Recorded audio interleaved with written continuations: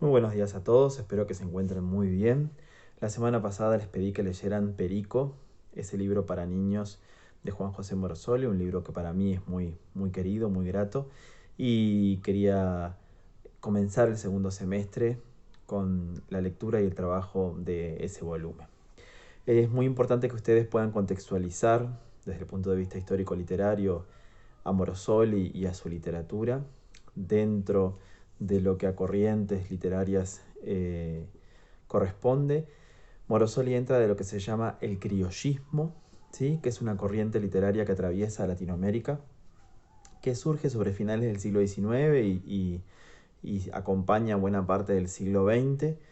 En Uruguay es una corriente que está muy ligada a la generación del 30 o generación del centenario, con figuras como el propio Morosoli, Francisco Espínola o Juana de Ibarburu, entre otros.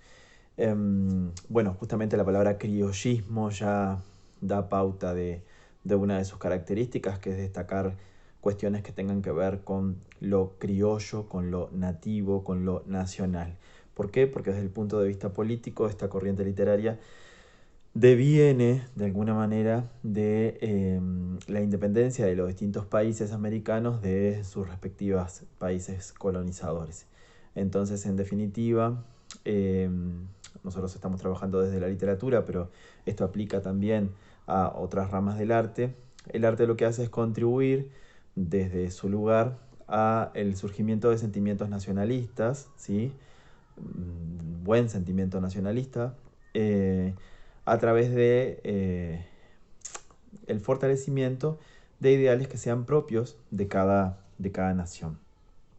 Entonces, hay un lugar importante en las raíces propias de cada pueblo, en los elementos que hacen a la identidad nacional y que nos distinguen en principio, del país que nos colonizó y en segundo lugar de los otros países de Latinoamérica. ¿Sí? Por eso es que el criollismo va a tomar distintos distintos rasgos propios según el país en el que aparezca.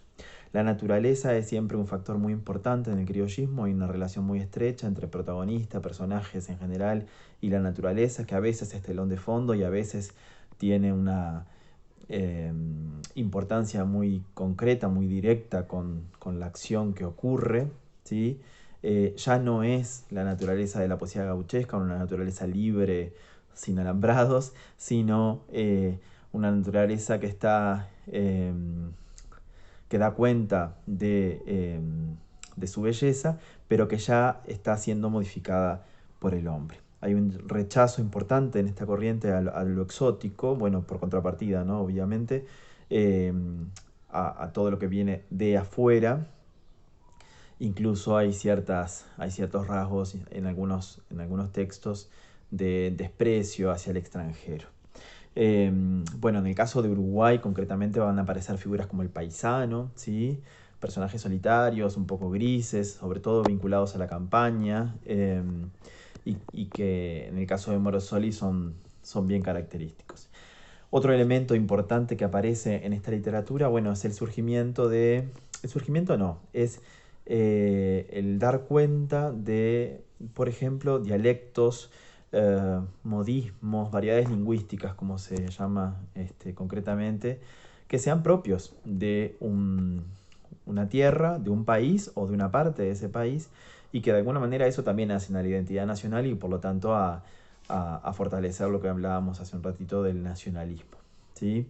En el caso de Uruguay podemos poner ejemplos bien variados, ¿no? Pero la primera gran diferencia es esa que se marcaba fuertemente y ya no tanto entre el habla del interior y el habla de la capital.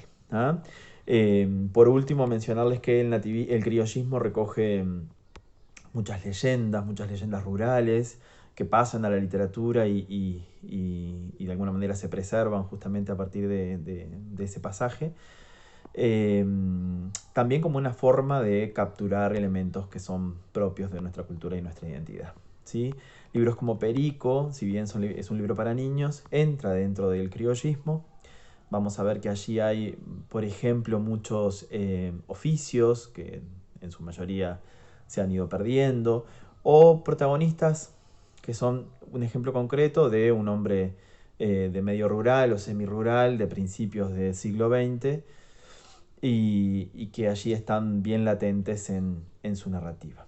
Luego hay algunos relatos que son específicos. Yo les hice pensar en de qué manera podíamos dividir el libro en dos grupos.